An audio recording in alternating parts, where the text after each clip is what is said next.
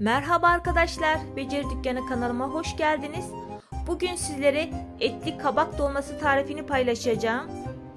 Görselliğiyle ve lezzetiyle sofralarınızı şenlendirecek bu ana yemeğin tarifini isterseniz başlayalım.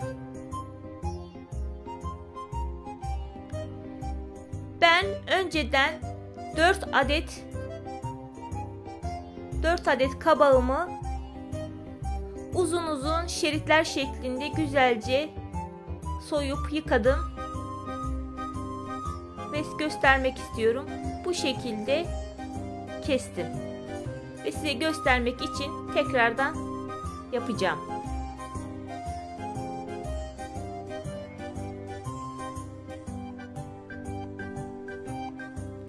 Bu aşamada size şunu söylemek istiyorum. Kabağın ne kadar kalın olursa o kadar daha kolay olur sizin için.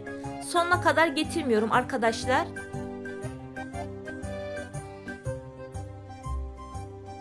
Bu şekilde gördüğünüz gibi.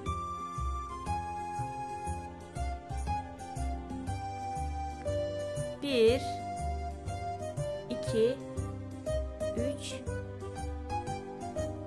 dördüncü de bıraktım. Siz istediğiniz gibi daha fazla da yapabilirsiniz.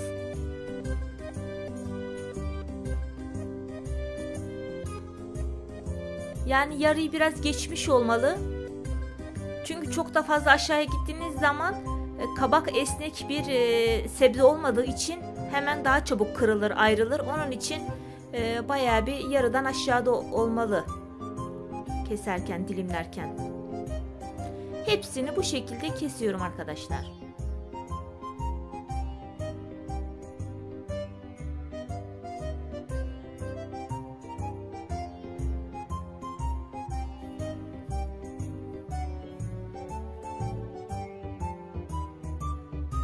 Gördüğünüz gibi.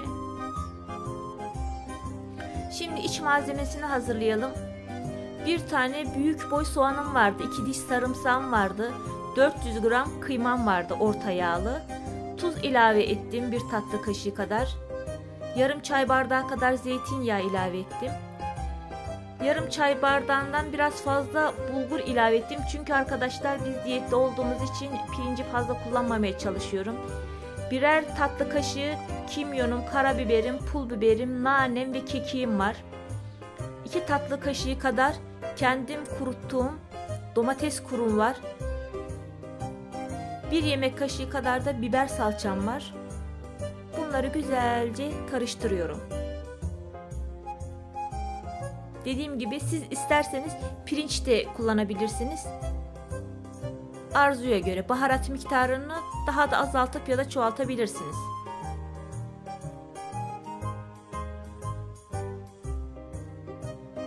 Aslında bu tarife dereotu da çok güzel yakışıyor. Bahçemde var dereotu ama dışarıda o kadar bir felaket fırtına ve yağmur var ki inanın çıkıp toplayamadım, ama size tavsiyem mutlaka dereotu da kullanmanız.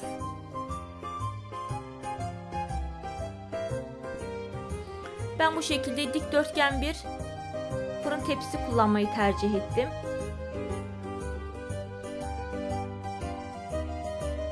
Şimdi açacağım. Yavaş yavaş aralarını güzelce dolduracağım.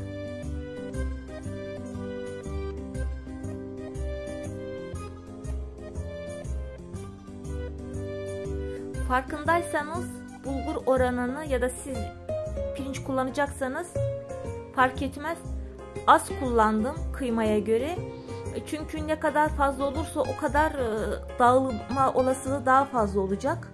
Onun için gayet az kullandım.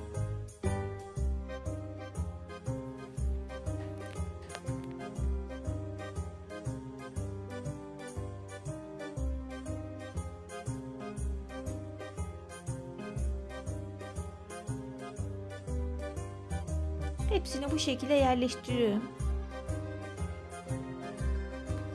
Bazılarını 4 kestim, bazılarını 5 kestim size göstermek için.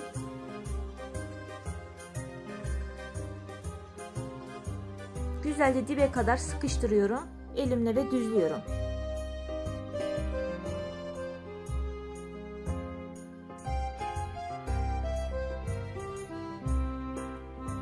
size göstermek için bir tane daha yapıyorum.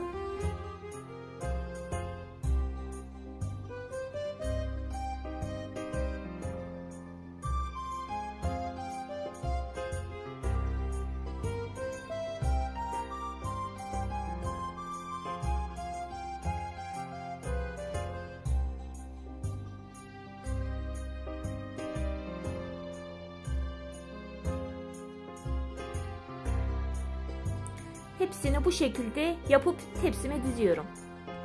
Gördüğünüz gibi hepsini dizdim arkadaşlar. Şimdi sos aşamasına geçelim.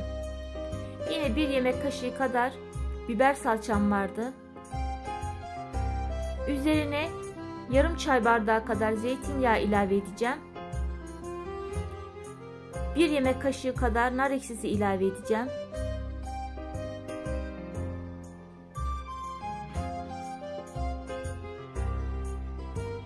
Bir tatlı kaşığı kadar tuz. Dediğim gibi zeytinyağı.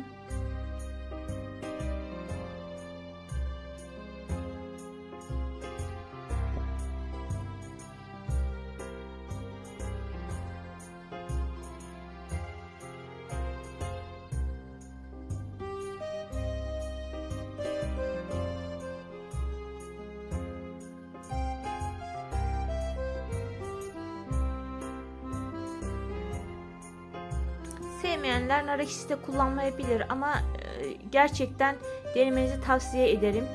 1 çay bardağı kadar da su ilave edeceğim.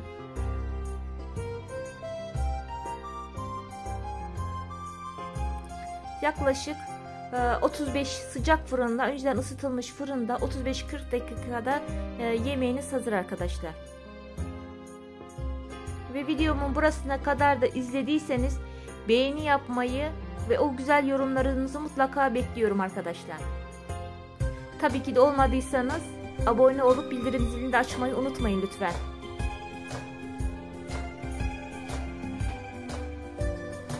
Güzelce her yerine yayarak döküyorum.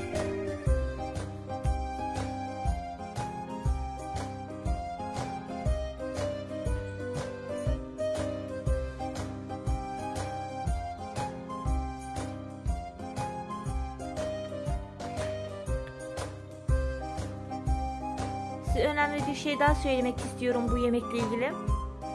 Gayet tepsiniz, kullanacağınız tepsiniz gayet dar olsun. Çünkü gevşek olarak yerleştirdiğiniz zaman dağılma olasılığı şeklinin bozulmaması için bu çok önemli. Evet, gördüğünüz gibi sosu güzelce her yerine yaydım ve fırına gitmeye hazır. Deneyenlere ve yiyenlere şimdiden afiyet olsun. Bir dahaki videolarda görüşmek üzere. Hoşça kalın.